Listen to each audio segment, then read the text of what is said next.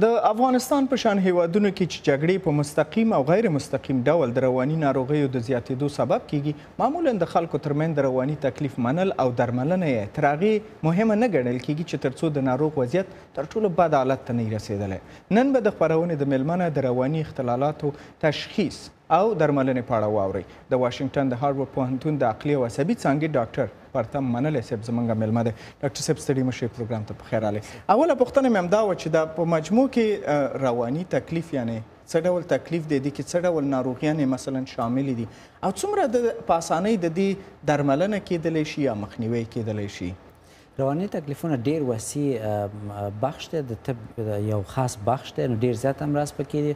خو افغانستان غوندې ممالکو کې د خفګان او د جنګ د صدمو اثرات دا زیات دي. په هغې د دې وروستیو وختو کې د مخدره موادو استعمال هم پکې زیات شوی.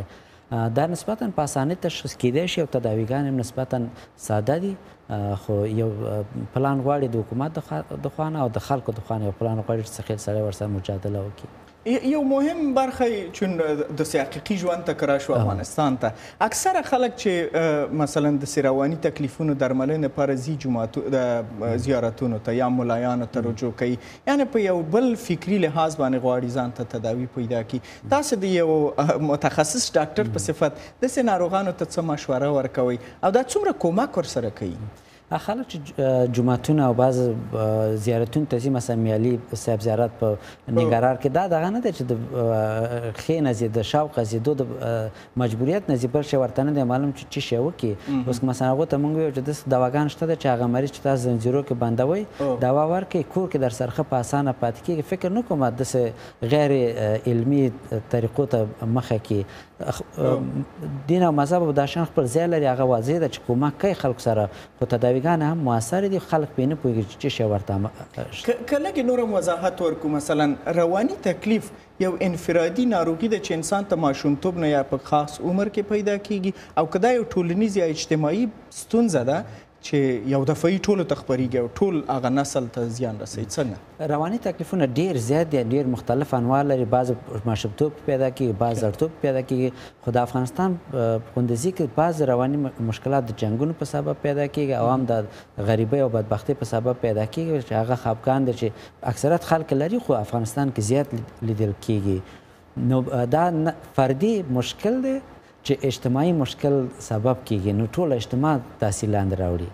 یعنې که لږې مشخص کړمه، تر ډېره اجتماعي ستونزه ده چې افراد په اصطلاح اخته کیږي، نظر دی نه چې یو طبي ناروغۍ په شانتې یو نفر نه بل ته ساري غوندې تېر شي، داسې نه ده؟ ساري مرض نه دی، خو جینیټیک پکې ډېر زیات رول لري، دا ارثیات پکې ډېر زیات رول لري.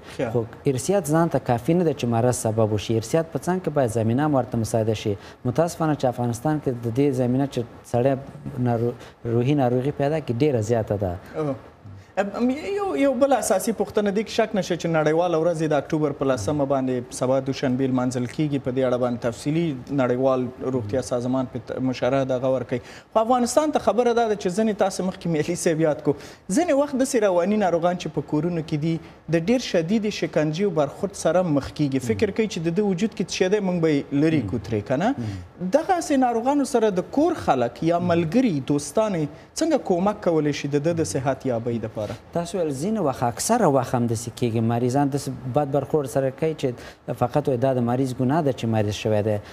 دغه اسانه نه ده، د اجتماع په سویه باندې تداوي اسانه نه ده، خو خلک کولی شي هغې کې برخه والي، ډاکټران کولی شي برخه والي او کورنۍ کولی شي برخه والي، چې ډاکټر ته وایي چې زما زوی دا تکلیف لري. مثلا یو شی افغانستان کې اکثر صاحب همیشه وایي ماشوم نه پوښتنه کوي څنګه، وایي زه همداسې یم، همیشه خفه یم. دا خفه نه دی، هغه ډپریشن لري. تداوي ډېره اسانه ده چې باید ورته د یعنې درملنه یې وشي. ستاسو تاکید دا دی چې باید ډاکټرانو سره مشوره باندې ډاکټران سره باید مشوره وکړي او خلک د ډاکټرانو ته خپل احساس هم وایي، ځان ته مرضونه دې نه وایي، حقیقت وایي. مننه ډاکټر صاحب، کور مو ده. ډېر تشکر تاسو.